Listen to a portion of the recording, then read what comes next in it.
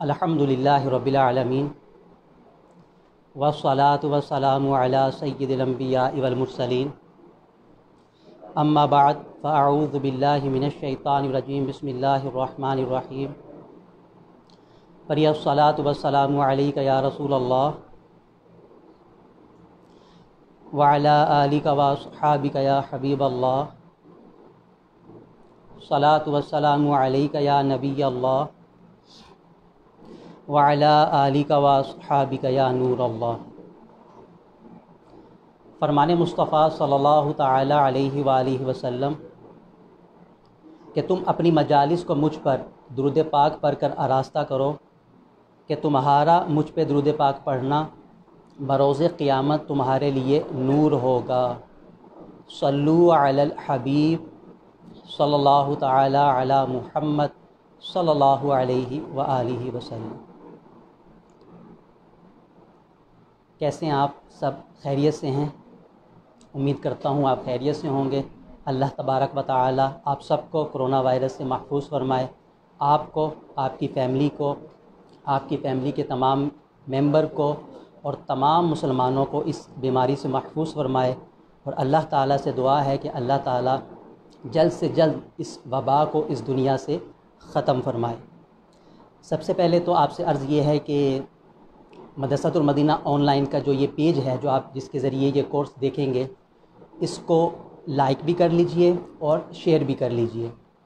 اس کا فائدہ کیا ہوگا؟ اس کا فائدہ یہ ہوگا کہ ایک تو آپ شیئر کریں گے اس پیج کو، تو شیئر کرنے سے یہ پیج جن جن اسلامی بھائیوں تک پہنچے گا وہ دیکھیں گے، سنیں گے، مسائل سیکھیں گے، آپ کے لیے صدقہ جاریہ کا سامان ہوگا، اور اس طرح ان کے ذریعے آگے جتنے اسلامی بھائیوں تک پہنچے گا، یوں آپ کے لیے یہ شیئر کرنا ثواب جاریہ کا باعث ہو سکتا ہے۔ اور اس کو اپنے پاس سیو بھی کر لیجئے۔ انشاءاللہ اس پیج کے ذریعے آپ کو مختلف کورسز جو ہیں وہ دیکھنے کو ملیں گے۔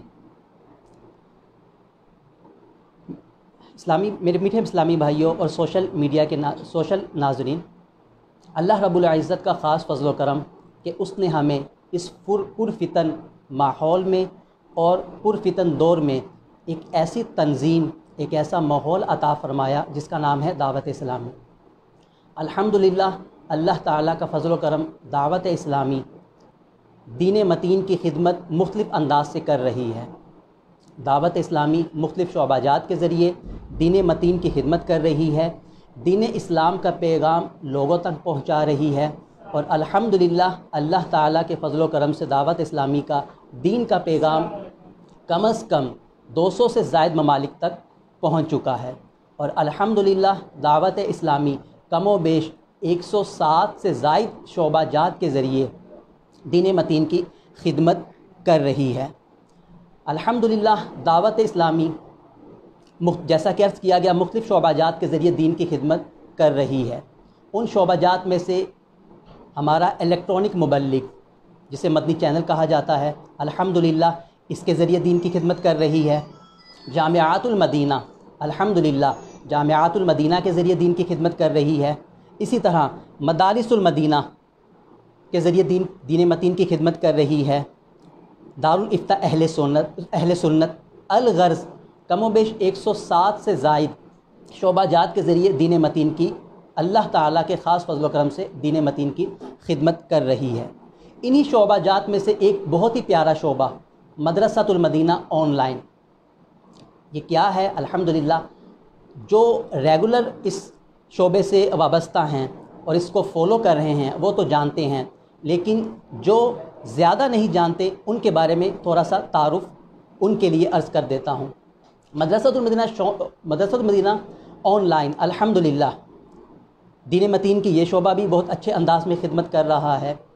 میرے میٹھے اسلامی بھائیوں، پہلا ہوا یہ کرتا تھا کہ الحمدللہ علم دین حاصل کرنے کا بہت زیادہ شوق اور جذبہ ہوا کرتا تھا۔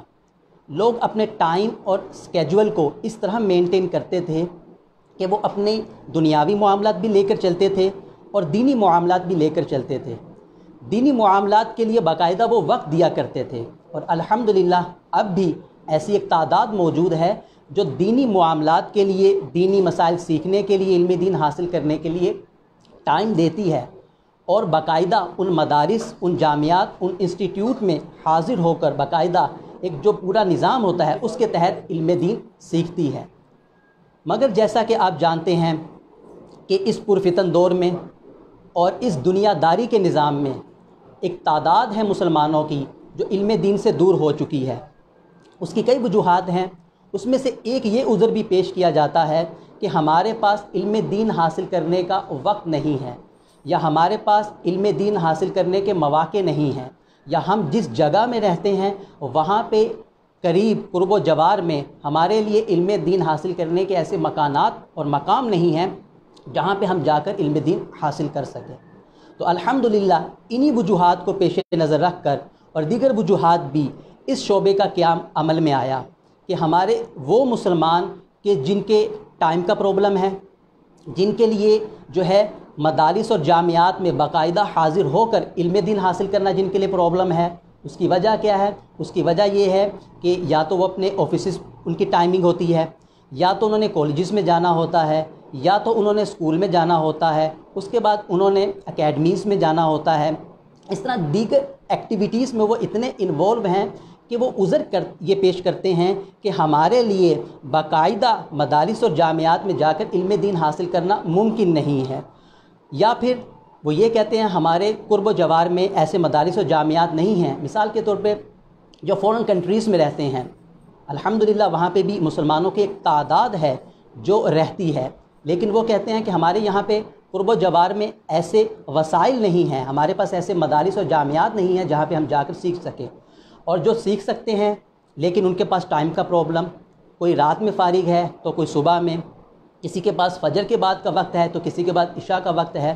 تو ان تمام مسائل کو دیکھتے ہوئے الحمدللہ اس شعبے کا قیام عمل میں آیا، اور اس شعبے نے مدرسۃ المدینہ آن لائن نے الحمدللہ یہ سہولت فراہم کی کہ آپ اپنے گھر میں رہ کر، جی ہاں بالکل الحمدللہ، آپ کو کہیں جانے کی ضرورت نہیں ہے، آپ اپنے گھر میں رہ کر اپنی مطلوبہ اور اپنے فری ٹائم میں جو آپ ٹائم چوز کریں گے اس کے مطابق الحمدللہ آپ علم دین حاصل کر سکتے ہیں۔ جی ہاں بالکل، آپ رات میں فارغ ہیں تو آپ علم دین حاصل کر سکتے ہیں، آپ کے پاس دن کا وقت ہے الحمدللہ آپ علم دین حاصل کر سکتے ہیں، آپ کے پاس دوپہر میں وقت فارغ ہے، غرض 24 گھنٹوں میں سے آپ جو وقت دے سکتے ہیں، جتنا وقت دے سکتے ہیں، الحمدللہ آپ کو علم دین سکھانے کے لیے دعوت اسلامی اور دعوت اسلامی کا ایک شعبہ مدرسۃ المدینہ حاضر خدمت ہے۔ اب آپ کو کوشش کرنی ہے، آپ کو عزم کرنا ہے کہ آپ اس سہولیات سے فائدہ اٹھائیں۔ مدرسۃ المدینہ آن لائن میں الحمدللہ ڈیفرنٹ کورسز کروائے جاتے ہیں، اور اس میں کئی کورسز ایسے ہیں کہ جو فرض علوم پر مشتمل ہیں۔ الحمدللہ اس شعبے میں کم و بیش یعنی 32 سے زائد کورسز کروائے جاتے ہیں، اور یہ کورسز اسلامی بھائیوں کے لیے بھی ہیں، اسلامی بہنوں کے لیے بھی ہیں۔ ان ڈیفرنٹ کورسز کو ڈیفرنٹ ٹائمز میں کروایا جاتا ہے، جیسا کہ میں نے عرض کیا، آپ اپنی سہولت کے مطابق جو وقت چوز کریں گے آپ کو آن لائن 1-to-1 کلاس کے ذریعے جو ہے آپ کو علم دین سکھایا جائے گا۔ اس میں مختلف کورسز ہیں، جیسا کہ ان کورسز میں سے ایک کورس ہے نیو مسلم کورس۔ انشاءاللہ آپ دیکھیں گے وقتاً فوقتاً ہم مدرسۃ المدینہ آن لائن میں جو ڈیفرنٹ کورسز ہوتے ہیں ان کی معلومات آپ کو انشاءاللہ العزیز آپ کے ساتھ شیئر کرتے رہیں گے، آپ کو بتاتے رہیں گے۔ آج جو کورس کا تھوڑا سا میں آپ کو بریف کروں گا وہ ہے نیو مسلم کورس۔ ویسے تو ہمارا کورس الحمدللہ فیضان رمضان ہے، اس کی طرف میں آؤں گا، لیکن اس سے پہلے میں چاہوں گا کہ آپ کو ایک کورس کے بارے میں معلومات دی جائے۔ نیو مسلم کورس الحمدللہ بہت ہی پیارا کورس ہے۔ یہ کورس ان مسلمانوں کے لیے ڈیزائن کیا گیا ہے جو نیو کمر ہیں، اسلام میں ابھی نئے نئے داخل ہوئے ہیں۔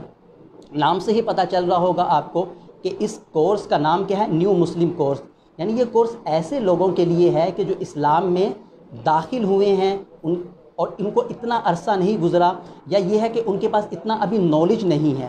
اس کورس میں ان کو بنیادی عقائد اور معلومات سکھائے جاتے ہیں۔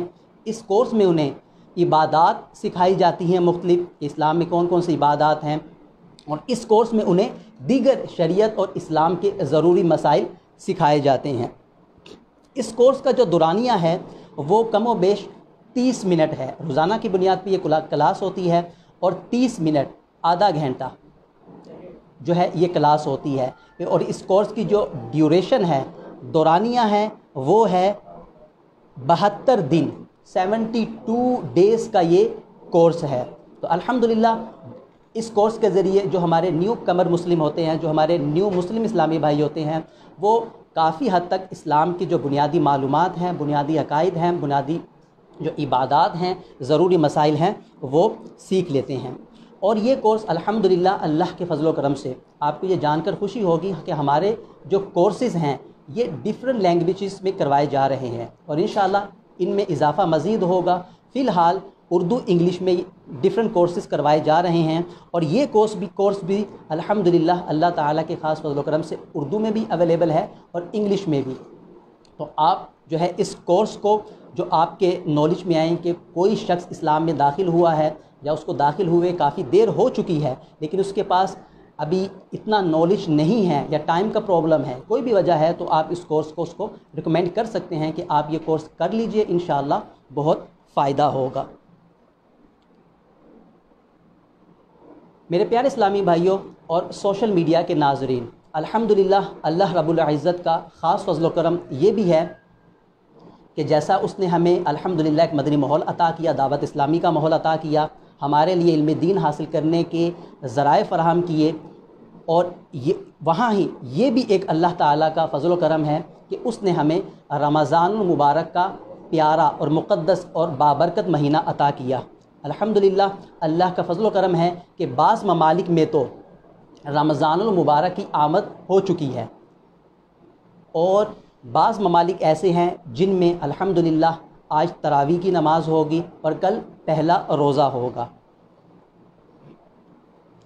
میرے محترم میٹھے اسلامی بھائیوں، حدیث پاک میں آتا ہے کہ علم دین حاصل کرنا ہر مسلمان مرد اور عورت پہ فرض ہے۔ حدیث پاک کا مفہوم کیا ہے کہ علم دین حاصل کرنا ہر مسلمان مرد و عورت پر فرض ہے۔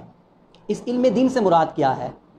شارحین نے لکھا کہ اس علم سے مراد علم دین ہے، یعنی حدیث پاک میں لفظ آیا کہ علم حاصل کرنا ہر مسلمان مرد اور عورت پر فرض ہے، اور اس علم سے کیا مراد ہے؟ اس سے مراد جو ہے وہ دینی علم ہے، دین کا علم ہے، پہلی بات۔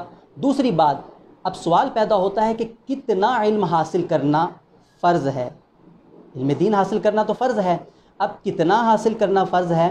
تو اس کے بارے میں علماء کرام نے فرمایا کہ ہر شخص پر، ہر مسلمان پر، ہر مرد اور عورت پر اس کی موجودہ حالت کے مطابق علم دین کے ضروری مسائل سیکھنا فرض ہے۔ جی ہاں، ہر شخص پر اس کی موجودہ حالت کے مطابق ضروری مسائل سیکھنا فرض ہے۔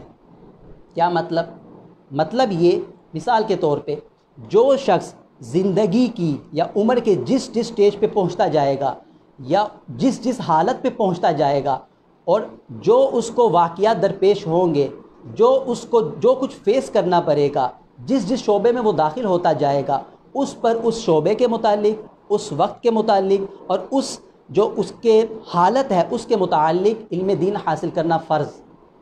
اب میں کچھ اگزامپل آپ کو عرض کر دیتا ہوں۔ مثال کے طور پہ کوئی شخص بالغ ہوا، اب اس کے لیے نماز وغیرہ کے مسائل سیکھنا ضروری ہو گیا۔ کسی شخص کے پاس مال آیا تو اس شخص پر حج کے، زکوٰۃ کے، فطرانے، مال سے متعلقہ جو مسائل ہیں، ضروری مسائل، وہ سیکھنا اس پہ ضروری ہو گیا۔ اسی طرح کسی شخص نے اب شادی کرنی ہے، نکاح کرنا ہے، تو اس پر نکاح، طلاق، زہار وغیرہ کے ضروری مسائل سیکھنا فرض ہو گیا۔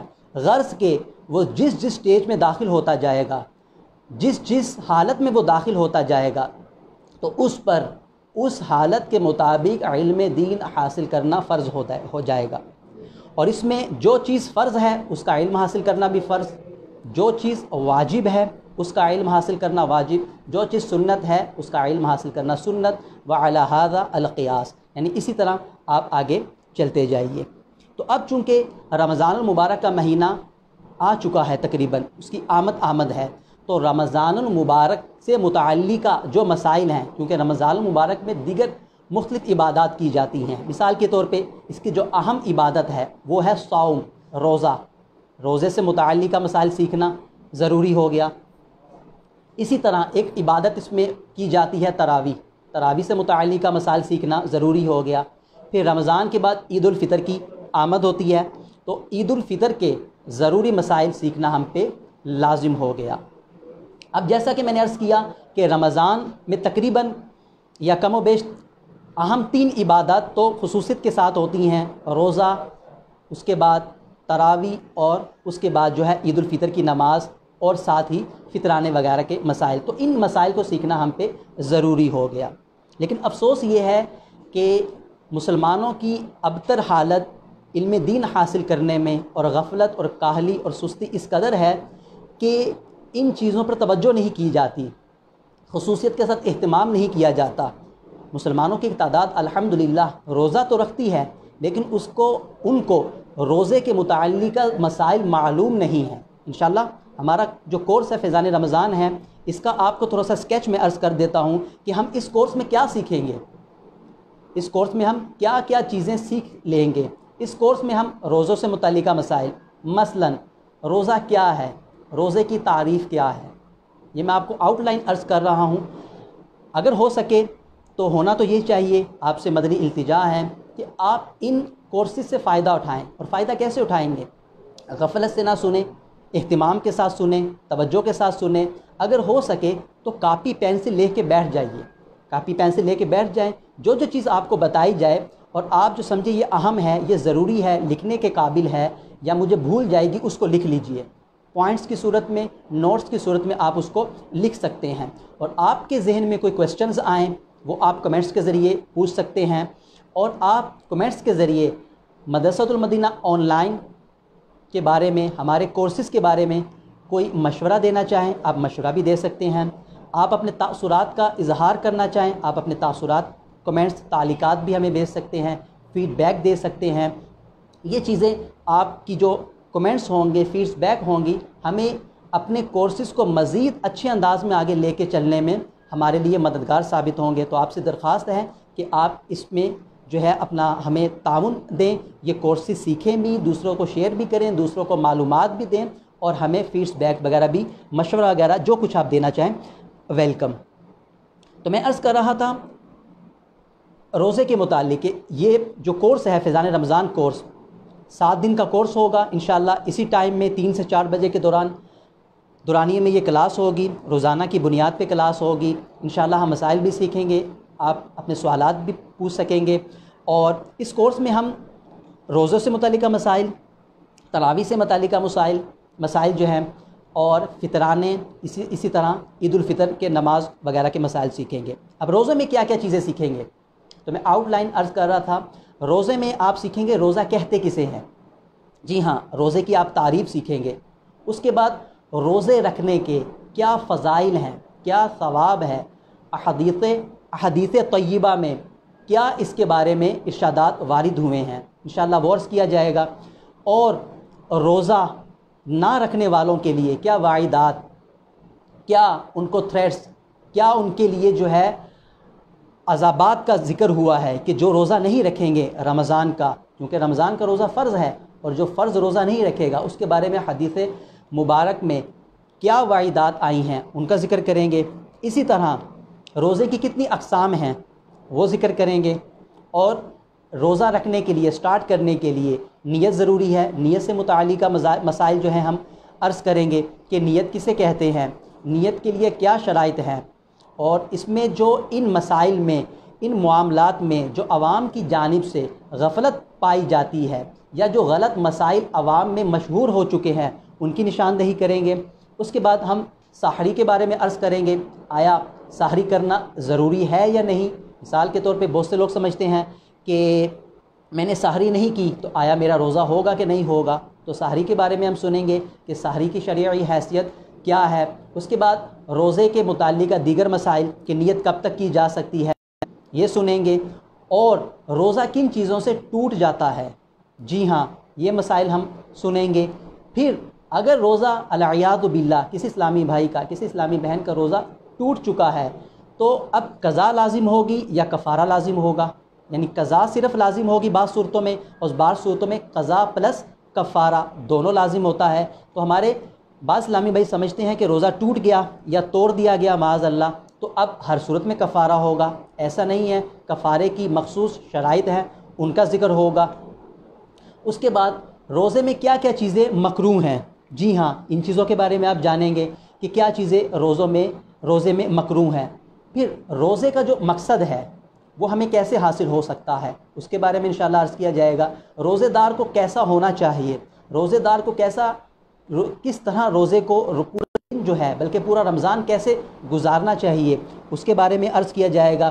اور اسی طرح روزے کے مسائل کمپلیٹ کرنے کے بعد پھر ہم نے تراویح کے مسائل کہ آیا تراویح پڑھنے کی کیا شرعی حیثیت ہے، لازم ہے یا نہیں لازم ہے۔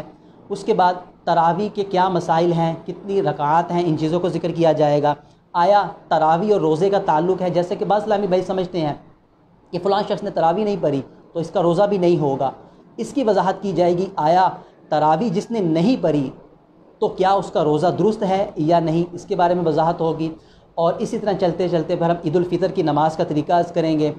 اور آپ نے دیکھا ہوگا ہم مسلمان ہیں الحمدللہ، اللہ رب العزت کا خاص فضل و کرم ہے، لیکن ایک تعداد ہے کہ جن کو عید الفطر اور عید الاضحیٰ نماز ادا کرنے کا، ان عید کی نماز ادا کرنے کا طریقہ نہیں آتا۔ جب عید کا دن ہوتا ہے نماز ادا کرنے جاتے ہیں تو ایک دوسرے کو دیکھ رہے ہوتے ہیں کہ دائیں والا بائیں کو، بائیں والا دائیں کو، اور اگر اس نے غلطی کی ہے اس نے بھی کیا، اور یہ سلسلہ آگے تک پوری صف تک جاتا ہے۔ تو زیادہ مشکل بھی نہیں ہے، آپ توجہ کریں گے انشاءاللہ آسان طریقے سے آپ کو نماز کا طریقہ بیان کیا جائے گا، وہ سیکھیں گے۔ پھر فطرانے کے مسائل کہ فطرانہ کس پہ واجب ہے، کون کس کس کا فطرانہ دے گا، کتنی مقدار میں دے گا، یہ ساری چیزیں جو ہیں الحمدللہ اللہ رب العزت کے خاص فضل و کرم سے جو ہے وہ عرض کی جائیں گی۔ آپ سے ریکویسٹ ہے کہ آپ اول تا آخر شریک رہیں اور اس کورس کو کمپلیٹ کریں، انشاءاللہ آپ دیکھیں گے کہ بہت سارے مسائل آپ سیکھنے میں کامیاب ہو جائیں گے۔ اور لیکن یہ دعویٰ تو نہیں کیا جا رہا کہ آپ سارے مسائل ہی سیکھ لیں گے، ایک حد تک الحمدللہ آپ مسائل سیکھ لیں گے، آپ کی رہنمائی کی جائے گی کہ باقی مسائل آپ کیسے سیکھ سکتے ہیں، ان مسائل کو سیکھنے میں آپ کی رہنمائی کی جائے گی کہ کن ذرائع کے ذریعے آپ اپنے پیش آمدہ مسائل، روزوں سے متعلقہ مسائل ہیں، تراویح سے متعلقہ مسائل ہیں، غرض کے زندگی کے کسی بھی شعبے سے متعلقہ مسائل ہیں، تو آپ وہ کیسے سیکھ سکتے ہیں۔ جیسا کہ میں نے عرض کیا تھا، اب ہم اپنے کورس کی طرف چلتے ہیں۔ الحمدللہ بہت ہی پیارا کورس فیضان رمضان، جیسا کہ میں پہلے بھی عرض کر چکا ہوں کہ اللہ تبارک و تعالیٰ کے فضل و کرم ہے کہ اس نے ہمیں رمضان کا مہینہ عطا کیا اور ہم پہ روزے فرض کیے۔ اللہ رب العزت نے پارہ 2 سورۃ البقرہ کی آیت نمبر 183 تا 184 میں ارشاد فرمایا ہے، طویل آیت ہے، 183 آیت نمبر جو ہے اس میں اللہ تعالیٰ نے ارشاد فرمایا، یا ایھا الذین آمنوا کتب علیکم الصیام کما کتب علی الذین من قبلکم لعلکم تتقون۔ ترجمہ کنز الایمان، اے ایمان والو تم پر روزے فرض کیے گئے جیسا کہ تم سے اگلوں یعنی جو تم سے پہلے لوگ گزر چکے ہیں ان پر روزے فرض کیے گئے تھے تاکہ تمہیں پرہیزگاری اور تقوی ملے۔ اللہ رب العزت نے اس آیت میں، قرآن مجید میں جو آیت ارشاد فرمائی، اس میں فرمایا روزے تم پر فرض کیے گئے۔ ایک تو اس سے ہمیں پتہ چلا کہ روزے رکھنا فرض ہے، اور احادیث طیبہ سے بھی پتہ چلتا ہے کہ روزے رکھنا فرض ہیں۔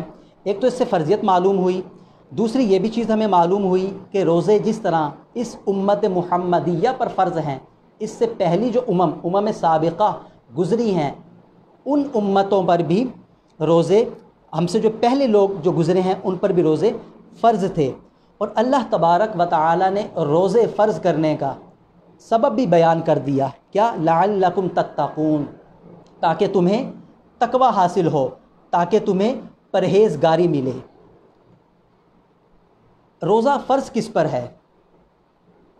توحید و رسالت کا اقرار کرنے اور تمام ضروریات دین پر ایمان لانے کے بعد، یعنی ایک شخص جب عقائد، ضروری عقائد جو ضروریات دینی ہیں، توحید ہے، رسالت ہے، اسی طرح اور بھی چیزیں ہیں، ان کا اقرار کرتا ہے، اور اس کے علاوہ بھی جو ضروریات دین ہیں ان چیزوں کا اقرار کرتا ہے، مسلمان ہوتا ہے، تو ان چیزوں پر ایمان لانے کے بعد جس طرح ہر مسلمان پر نماز فرض قرار دی گئی ہے، اسی طرح رمضان شریف کے روزے بھی ہر مسلمان مرد اور عورت عاقل بالغ پر فرض ہے۔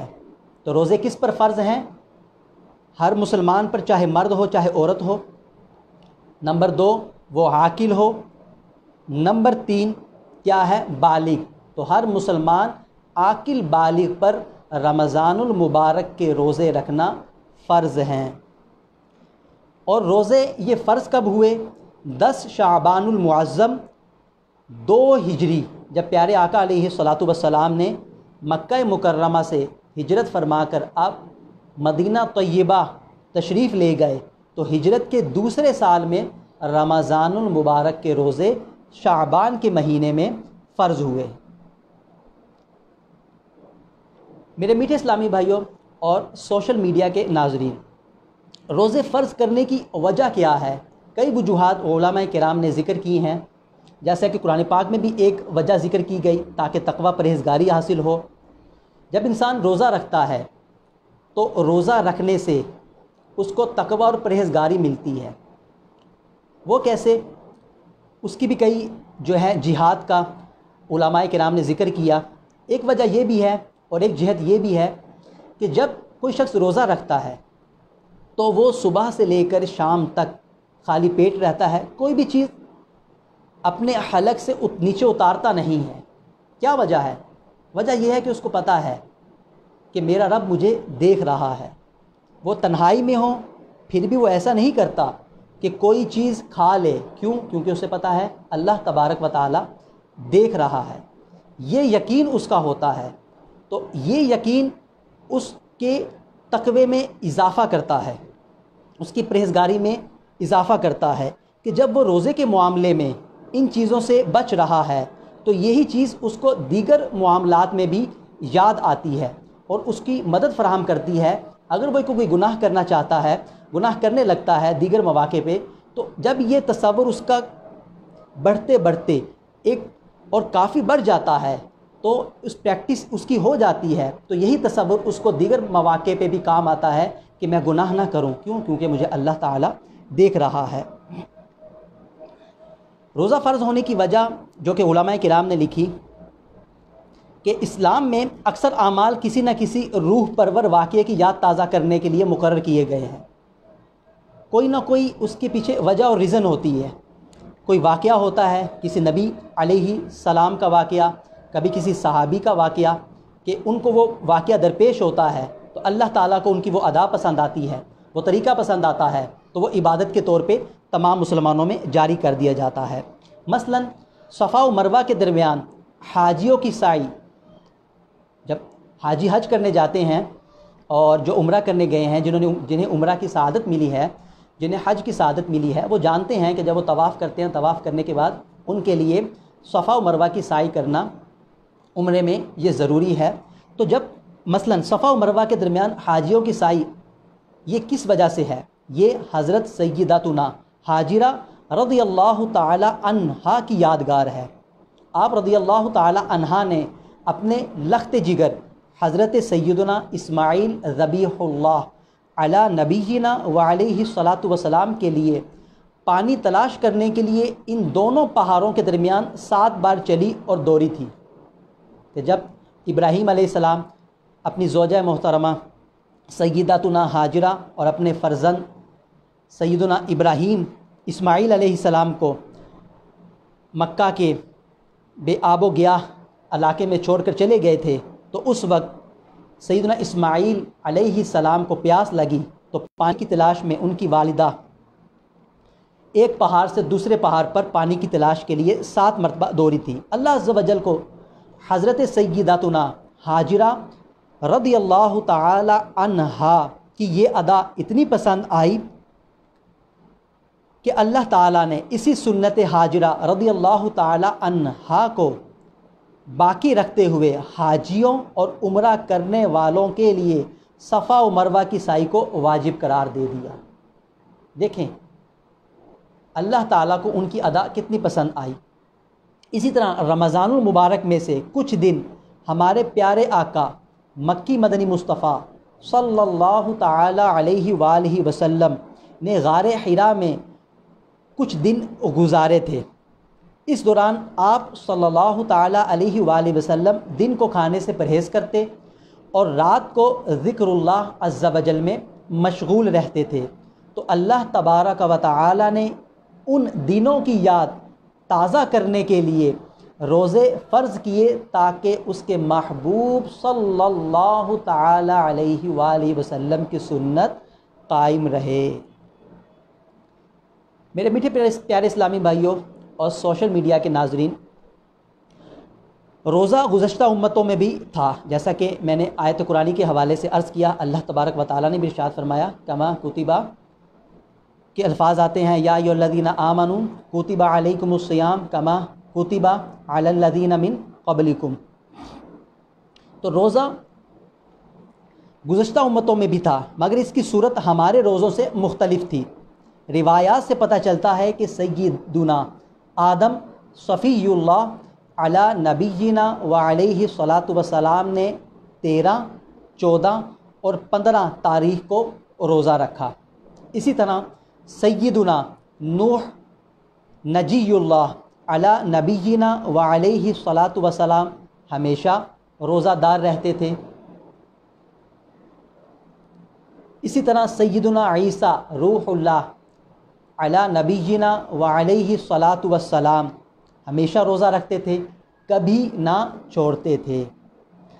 سیدنا داؤد علی نبینا وعلیہ الصلاۃ والسلام ایک دن چھوڑ کر ایک دن روزہ رکھتے تھے، جس کو صوم داؤدی بھی کہا جاتا ہے۔ اور ہماری شریعت میں بھی یہی ہے کہ اگر جو شخص مسلسل روزہ رکھنا چاہتا ہے تو اس کو چاہیے کہ صوم داؤدی کی طرز پر رکھے، ایک دن رکھے اور ایک دن نہ رکھے۔ سیدنا سلیمان علی نبینا وعلیہ الصلاۃ والسلام 3 دن مہینے کے شروع میں، 3 دن درمیان میں اور 3 دن آخر میں، یعنی 9 دن روزہ رکھا کرتے تھے۔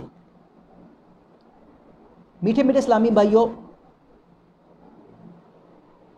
سخت گرمی ہے، پیاس سے حلق سوکھ رہا ہے، ہونٹ خشک ہو رہے ہیں، پانی بھی موجود ہے، مگر روزہ دار اس کی طرف دیکھتا تک نہیں ہے۔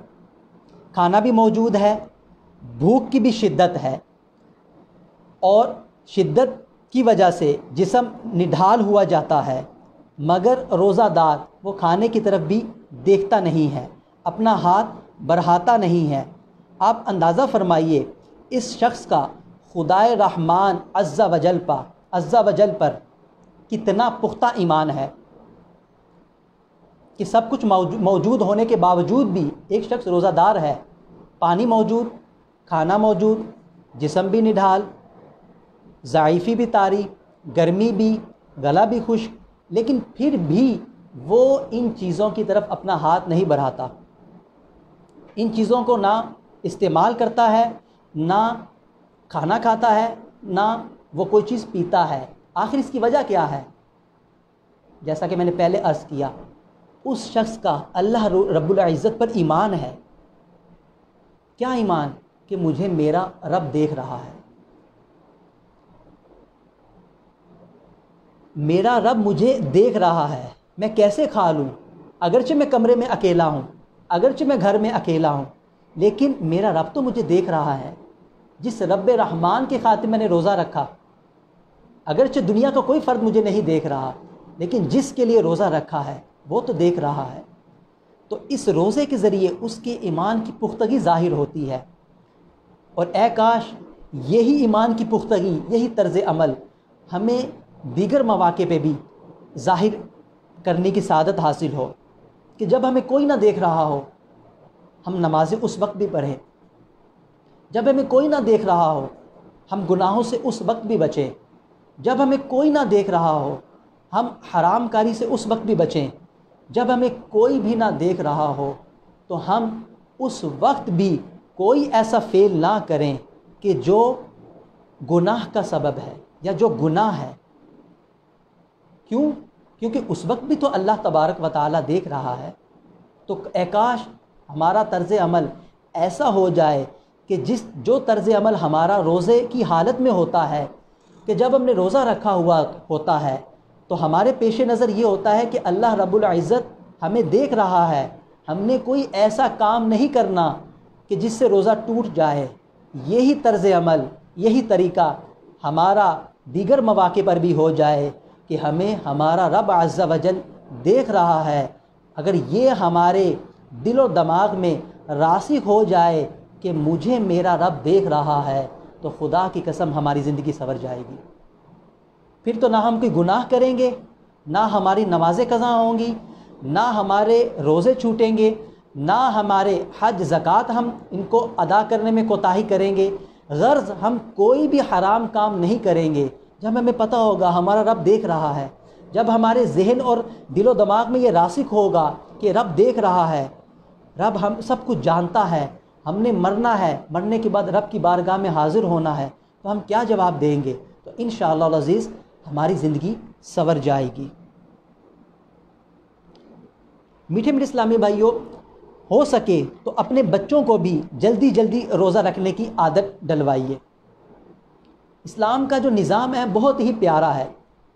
اسلام میں ایسا نہیں ہے کہ یک لخت آپ پر کوئی بوجھ ڈال دیا جائے، نہیں، اسلام ہمیں ہر کام میں پہلے سے تیاری کا حکم دیتا ہے، ذہن سازی کا حکم دیتا ہے، ہماری ذہن سازی کہ ہم وقت آنے سے پہلے جب ہمیں کوئی واقعہ پیش آنے لگے تو اس سے پہلے ہم مینٹلی اور فزیکلی تیار ہوں۔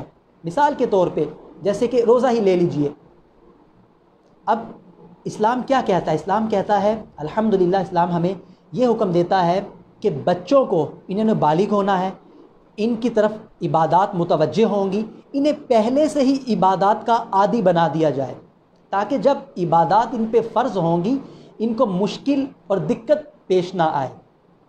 اور اس کا طریقہ ہمیں ارشاد فرمایا کہ جب بچہ 7 سال کا ہو تو نماز اور روزے کا اس کو حکم دیا جائے، بچے کی تربیت کی جائے کہ بیٹا 7 سال کا ہو گیا، بچہ ہو بچی ہو، مدنی منا ہو مدنی منی ہو، کہ روزہ رکھنا ہے، نماز پڑھنی ہے۔ 10 سال کا ہو تو مار کر نماز پڑھوائی جائے، روزہ رکھوایا جائے، لیکن ضرب شدید سے نہیں مارا جائے گا۔ اس کی بھی شریعت نے حد بندی کی ہے کہ بچے کو اتنی شدید مار نہیں ماری جائے گی، اس کو عادی بنانے کے لیے تھوڑی سی مار کے ساتھ کام لیا جائے گا، تاکہ جب وہ بالغ ہو، 12 سال کی عمر سے لے کے بچہ 15 سال کی عمر کے درمیان کسی بھی وقت بالغ ہو سکتا ہے، اور بچی جو ہے وہ 9 سال کی عمر سے لے کے 15 کے درمیان، تو جب وہ بالغ ہو بچہ، اس کو نماز روزوں کی عادت ہو، تو 10 سال کا ہو تو نماز اس کو روزہ مار کر رکھوایا جائے۔ لیکن روزے کے بارے میں یہ ہے کہ اگر تو اس کی جسمانی حالت ایسی ہے کہ وہ روزے مکمل نہیں رکھ سکتا، مکمل 30 دنوں کے نہیں رکھ سکتا، تو چند دن کے رکھوانے کا کہا جائے، جتنے روزے رکھ سکتا ہے اتنے روزے اس سے رکھوائے جائیں تاکہ اس کی عادت ہو۔ اور اگر وہ روزہ رکھ کر بالفرض توڑ بھی دے تو قضا کا حکم اسے نہیں دیں گے، کیونکہ ابھی وہ بالغ نہیں ہوا، تو اس کو عادت ڈلوانے کے لیے یہ کام کیے جا رہے ہیں، روزہ رکھے، تو اگر وہ روزہ رکھ کے توڑ دیتا ہے تو اسے قضا کا حکم نہیں دیا جائے گا، لیکن نماز اس سے اگر توڑ دیتا ہے، چونکہ نماز پڑھنے میں حرج شدید نہیں ہے، اس کے لیے بہت زیادہ مشکل نہیں ہے، تو اس لیے اس کو نماز دوبارہ پڑھنے کا حکم دیا جائے گا، تاکہ وہ ان چیزوں کا عادی نہ بنے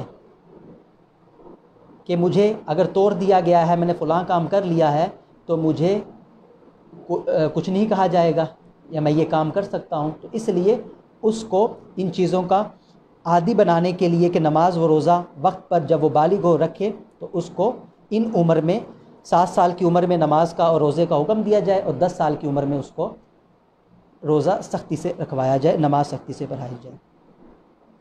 میرے میٹھے اسلامی بھائیوں اور سوشل میڈیا کے ناظرین، بعض لوگوں کو یہ کہتے سنا جاتا ہے کہ روزہ رکھنے سے میں بیمار ہو جاؤں گا، جیسا کہ آج کل وبا کا سیزن ہے، کرونا وائرس کی وبا نے پوری دنیا کو اپنی لپیٹ میں لیا ہوا ہے اور طرح طرح کی باتیں سننے میں آ رہی ہیں، یہاں تک بھی کہا جا رہا ہے کہ معاذ اللہ روزہ نہ رکھا جائے، روزہ رکھنے سے جو ہے وہ آپ کو نقصان ہو سکتا ہے۔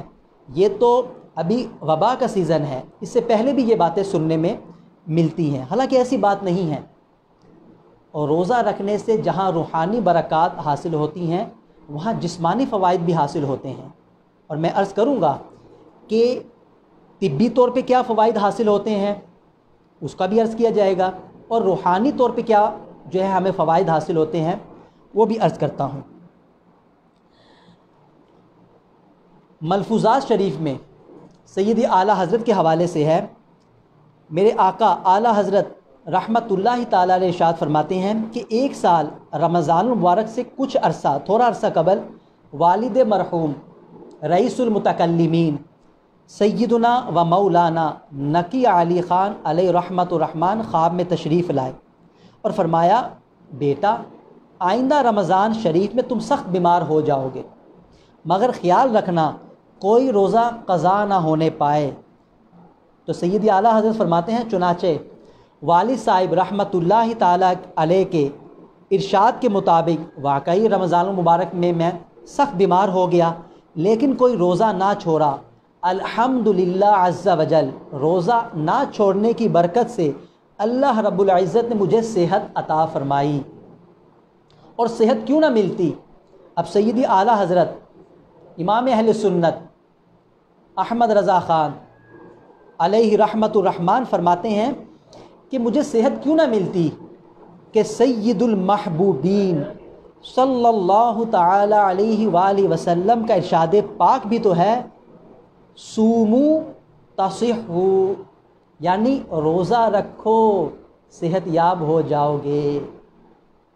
ماشاءاللہ، ذرا غور کیجئے میرے میٹھے پیارے اسلامی بھائیوں اور سوشل میڈیا کے ناظرین، ہمارے آقا مدنی مکی مدنی مصطفیٰ صلی اللہ تعالی علیہ وآلہ وسلم جب فرما رہے ہیں، اور آپ کی جو خبر ہوتی ہے من جانب اللہ ہوتی ہے، وحی خدا ہوتی ہے، تو جب پیارے آقا علیہ الصلاۃ والسلام فرما رہے ہیں کہ سومو تصحو، کہ روزہ رکھو صحت یاب ہو جاؤ گے، تو ایک مسلمان پھر کیسے تصور کر سکتا ہے کہ میں روزہ رکھوں گا اور میں بیمار ہو جاؤں گا۔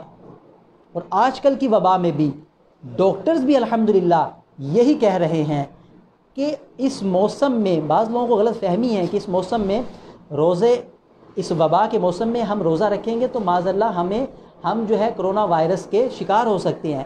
ایسی بات بالکل نہیں ہے، میڈیکلی بھی یہ کہا جا رہا ہے، حدیث پاک میں تو واضح ہے کہ روزہ رکھو صحت یاب ہو جاؤ گے۔ اگر بیمار ہو انشاءاللہ پہلے سے ہی صحت یاب، اگر کسی کو صحت ہے انشاءاللہ اللہ کے کرم سے وہ بیمار نہیں ہوگا۔ اور میڈیکلی بھی کہا جا رہا ہے اور یہ کہ اس سے کوئی نقصان نہیں ہے، بلکہ اس سے امیونٹی سسٹم، قوت مدافعت مضبوط ہوتی ہے۔ ایک اور فرمان مصطفیٰ صلی اللہ علیہ وآلہ وسلم ہے،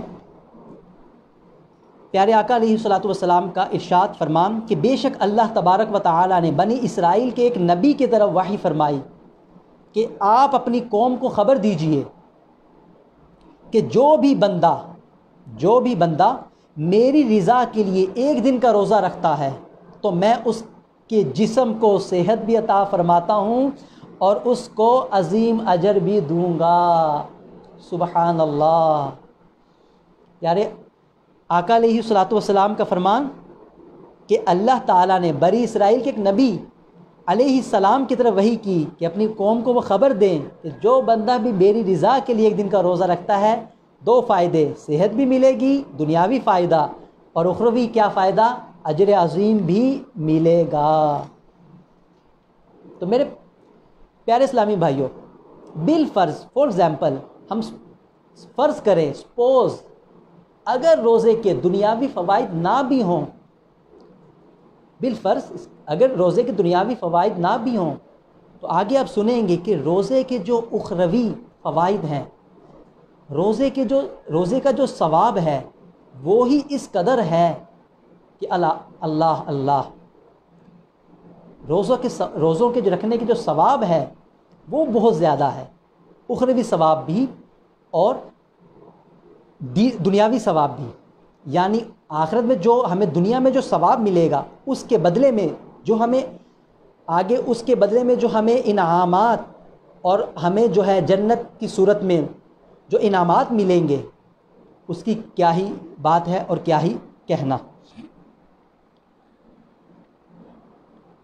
روزے رکھنے سے جیسا کہ میں نے عرض کیا تھا کہ جسمانی فوائد بھی حاصل ہوتے ہیں، اور اس کے بارے میں آئے دن ہمیں ڈفرینٹ ریسرچ ملتی رہتی ہیں سننے کو پڑھنے کو. ان کا جو خلاصہ ہے کہ روزہ رکھنے سے ہمیں کن کن چیزوں میں جسمانی فزیکلی ہمیں فوائد حاصل ہوتے ہیں، چند وہ چیزیں عرض کرتا ہوں. کہ ڈاکٹروں کا کہنا ہے کہ روزہ رکھنے سے شوگر کے امراض، بلڈ پریشر کے امراض، سٹمک معدے کے مریضوں کو فائدہ حاصل ہوتا ہے. جو ہارٹ کے دل کے قلب کے امراض میں مبتلا ہیں ان کو روزہ رکھنے سے فائدہ حاصل ہوتا ہے. دل کے مریضوں کی گھبراہٹ ختم ہوتی ہے. سانس کا پھولنا، جی ہاں جن کو سانس کا پرابلم ہے الحمدللہ روزے کی برکت سے اس میں بھی فوائد حاصل ہوتے ہیں. ذہنی ٹینشن، انزائٹی کے پرابلم ہیں، اور آج کل تو ویسے بھی کرونا وائرس کی وبا کی وجہ سے سن کر بعض لوگ تو نفسیاتی مریض بنتے جا رہے ہیں. تو روزہ رکھنے سے ذہنی دباؤ، ڈپریشن، انزائٹی، اس قسم کے جو پرابلمز ہیں ان سے بھی الحمدللہ چھٹکارا حاصل ہوتا ہے. لیکن یاد رکھیں میرے میٹھے پیارے اسلامی بھائیوں اور سوشل میڈیا کے ناظرین، یہ فوائد ہمیں کب حاصل ہوں گے؟ جو روزہ رکھنے کے فوائد ہیں یہ ہمیں کب حاصل ہوں گے؟ جب ہم روزے کو اس کی جو شرائط ہیں اور جو مقصد ہے اس کے مطابق رکھیں. کیا مطلب یہ کہ بعض لوگ جیسا کہ سمجھتے ہیں اور کرتے بھی ہیں اس پہ عمل کہ روزہ رکھنا ہے، صبح مثال کے طور پہ فار ایگزامپل ہم نے روزہ رکھنا ہے.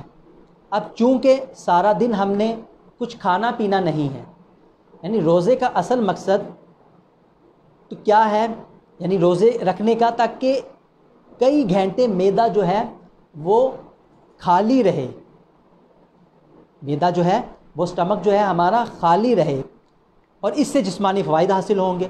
لیکن بعض لوگ کیا کرتے ہیں، وہ سمجھتے ہیں پورا دن جو ہے ہم نے فارغ وہ رہنا ہے، بھوکے پیٹ رہنا ہے، تو سحری میں 3 ٹائم کا کھا لو. جی ہاں، یعنی اتنا کھا لو، حلق تک گلے تک کھا لو کہ چونکہ ہم نے دوپہر کو بھی نہیں کھانا، گرمی بھی ہے، شام کو جا کے پورا 12-13 گھنٹے کا اگر روزہ ہے فار ایگزامپل، یا جتنے بھی گھنٹے کا روزہ ہے ہمیں کچھ کھانے کو نہیں ملے گا، تو ایڈوانس میں سٹمک میں اپنا سٹاک کر لو. جیسا کہ بعض لوگوں کو ہر چیز سٹاک کرنے کی عادت ہوتی ہے، تو اسی طرح وہ کھانے پینے میں بھی اپنے سٹمک میں، اپنے معدے میں کھانا سٹور کر لیتے ہیں. کیونکہ پورا دن جو ہے خالی پیٹ رہنا ہے. کچھ اچھا صرف ایک ہی جہت سے نہیں، جب افطاری کا وقت آتا ہے پھر شیطان ان کے پاس آتا ہے. شیطان یعنی ان کے ذہن میں ایک وسوسہ آتا ہے، کیا؟ نفس کہتا ہے کہ بھائی تم نے پورا دن نہیں کھایا، پورا دن بھوکے رہے ہو، اب افطاری میں بھی ڈٹ کے کھاؤ. تو وہ جو خالی پیٹ رہنا تھا جس کی وجہ سے معدے کو کچھ سکون ملتا اور جو فوائد تھے وہ حاصل ہوتے، وہ تو ہوئے نہیں. افطاری میں پیٹ بھر کے کھا لیا، اب وہ صبح تک سحری میں پیٹ بھر کے کھا لیا، تو جسمانی فوائد کہاں سے حاصل ہوں گے؟ تو اس لیے ڈٹ کر بھی پھر جب کھایا جاتا ہے اس میں بھی کھایا نہیں جاتا، جیسا کہ میل سنت فرماتے ہیں کہ چبا کر کھانا چاہیے، ڈاکٹرز بھی کہتے ہیں. لیکن ہمارے یہاں کھایا نہیں جاتا، اونڈیلا جاتا ہے، نگلا جاتا ہے. تو اسٹمک کو بجائے تو سکون اور ریسٹ دینے کے اس کو ڈبل کام کرنا پڑتا ہے. یعنی عام دنوں میں جو اسٹمک ہمارا کام کرتا ہے، رمضان میں ہم اس سے زیادہ کام لینا شروع کر دیتے ہیں. ہونا تو یہ چاہیے تھا کہ اس کو ریسٹ دیا جاتا. اب وہ ڈبل کام کیسے ہوگا؟ ایک تو مرغ مسلم، اس قسم کے کھانے، دہی بھلے، سموسے، پکوڑے، فیونیاں وغیرہ کیا کیا چیزیں افطاری میں کھا لی جاتی ہیں، سحری میں پھر ڈبل کھا لیا جاتا ہے.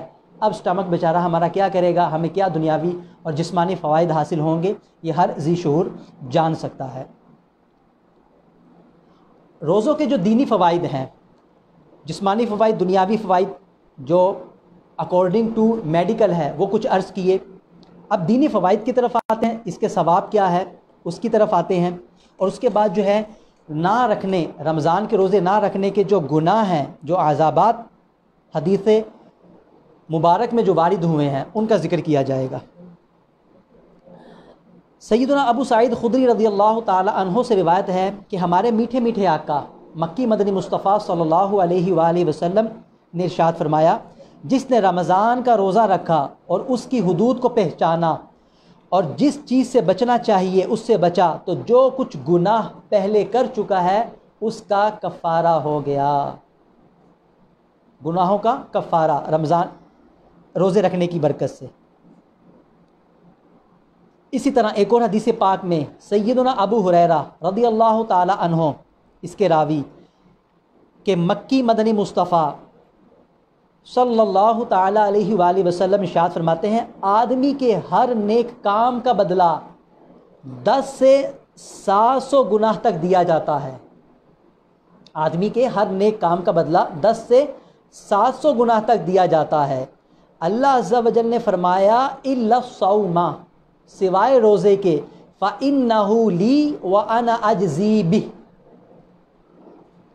سوائے روزے کے اس لیے کہ روزہ صرف میرے لیے ہے اور میں ہی اس کی جزا دوں گا۔ سبحان اللہ۔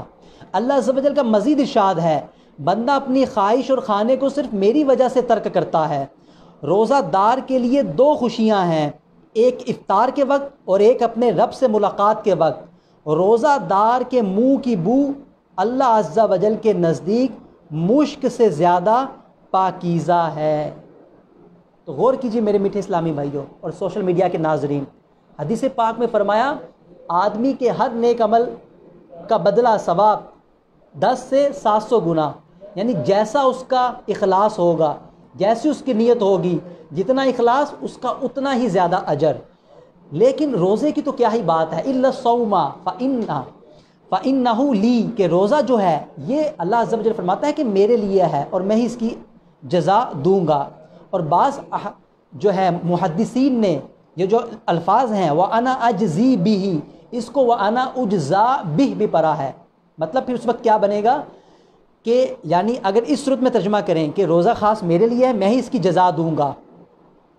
کیوں؟ کیونکہ بندہ خاص میرے لیے روزہ رکھتا ہے، اس کی جزا میں ہی دوں گا، میری وجہ سے یہ سب چیزیں ترک کرتا ہے۔ اور اگر اس کو جیسا کہ بعض محدثین نے کہا ہے کہ اجزا بھی پڑھا گیا ہے، پڑھا جا سکتا ہے، تو اس صورت میں ترجمہ یہ بنے گا کہ روزہ میرے لیے ہے اور میں ہی اس کی جزا ہوں۔ سبحان اللہ۔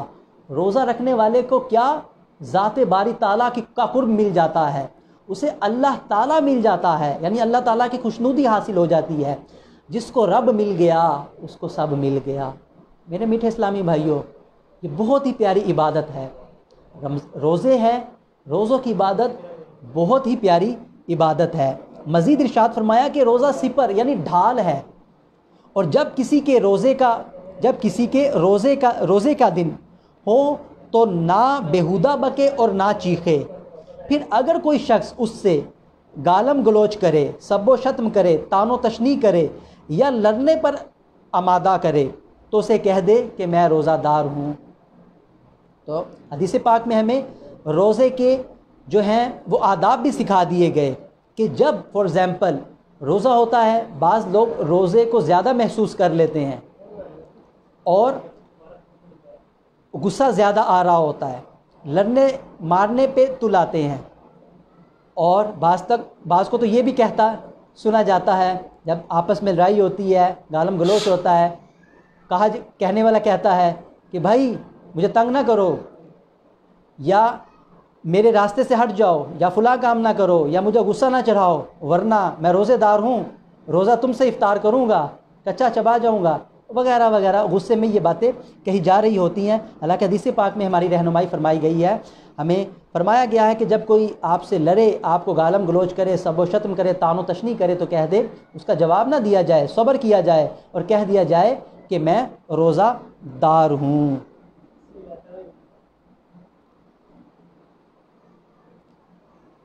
اسی طرح ایک اور فرمان مصطفیٰ صلی اللہ علیہ وآلہ وسلم، جس نے ایک دن کا روزہ رکھا اللہ عز و جل کی رضا حاصل کرنے کے لیے، اللہ تعالیٰ اسے جہنم سے اتنا دور کر دے گا جتنا ایک کوا جو اپنے بچپن سے اڑنا شروع کرے یہاں تک کہ بوڑھا ہو کر مر جائے۔ سبحان اللہ، غور کیجئے، اللہ تعالیٰ روزہ دار کو جہنم سے کتنا دور کر دیتا ہے۔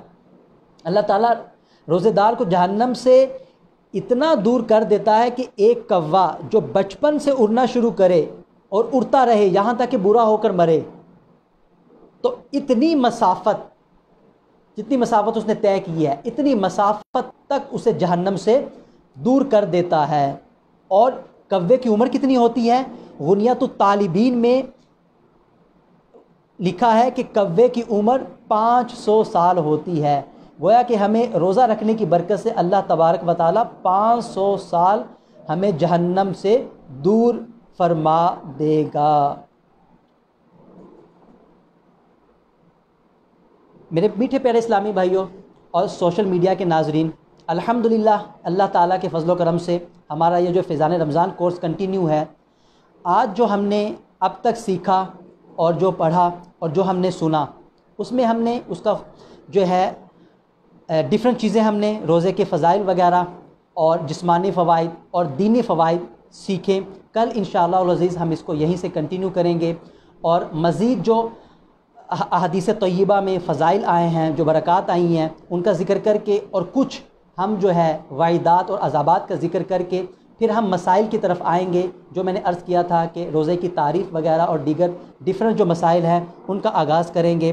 اللہ تعالیٰ سے دعا ہے کہ اس کورس کے دوران ہمیں سیکھنے سکھانے میں، ہم سے بولنے سننے میں جو غلطی کوتاہی ہو گئی، اللہ تبارک و تعالیٰ اپنے پیارے حبیب کے صدقے اس سے درگزر فرمائے، اور جو کچھ صحیح بیان ہوا اس پر عمل پیرا ہونے کی توفیق عطا فرمائے۔ اللہ تبارک و تعالیٰ ہمیں علم دین حاصل کرنے کی اور اسے آگے تک پہنچانے کی توفیق عطا فرمائے، اور اللہ تعالیٰ ہمیں مدنی ماحول سے وابستہ رکھے، ہمیں دین کے کاموں میں بڑھ چڑھ کر حصہ لینے کی توفیق عطا فرمائے۔ مدنی چینل دیکھتے رہیے گا، دعاؤں میں یاد رکھیے گا۔ السلام علیکم ورحمۃ اللہ وبرکاتہ۔